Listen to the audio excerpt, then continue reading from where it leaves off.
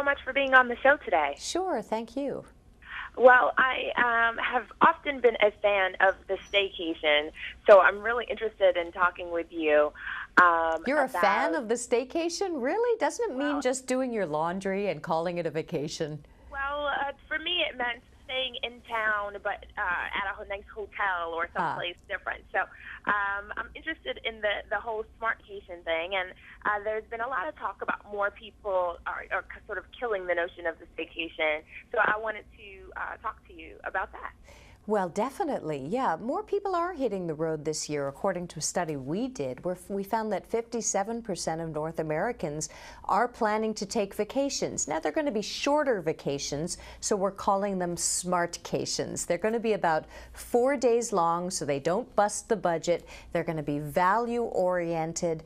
And people are saying that they're really interested in going to areas of great natural beauty and places that have a lot of diversity, lots of different activities. So even though it only is a 4-day vacation, it feels like a week just because you're able to cram in so many different experiences. Well, I love that idea. So what are some of the places that seem to be the most popular destinations for the Smartcation?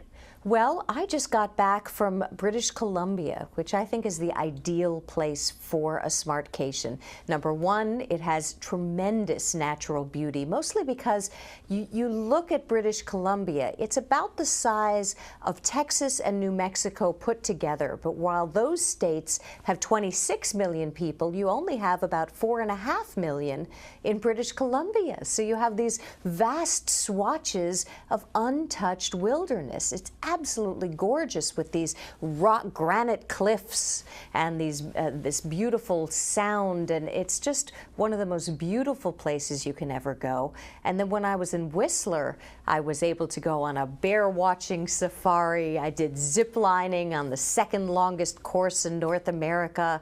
I went hiking. I could have gone wine tasting, and then I went to Vancouver, which is an incredibly sophisticated city with a large Asian population. Oddly enough, because of the immigration policies of Canada, Vancouver is now 35% Chinese and close to 60% Asian. So you really feel like you've left the United States and gone to another country when you go there. You have extraordinary Asian food. You have these chic shops with a very different aesthetic. It really feels foreign. It really feels like a smart vacation or a Smartcation. So where can I go for a quick getaway that won't cost, if you're traveling by yourself or the average family, an arm and a leg that you would recommend right away? Well, obviously our national parks are our greatest treasures, and many people take advantage of those. If you really want to save money, you simply camp out, and your entire vacation costs $30 or $40 a night.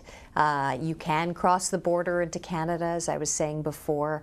Vancouver in BC has brilliant national parks, and it's about on the same level in terms of housing and food costs as you'll find here. Wow. That sounds great. Well, thank you so much. We're in full swing with summer. I know. People are going to be looking for places that they can get away with their families. Well, the nice thing about BC also is I was there last week, 70 degrees all the time. I mean, it does not get too hot there. It's really too hot where I am in New York City today.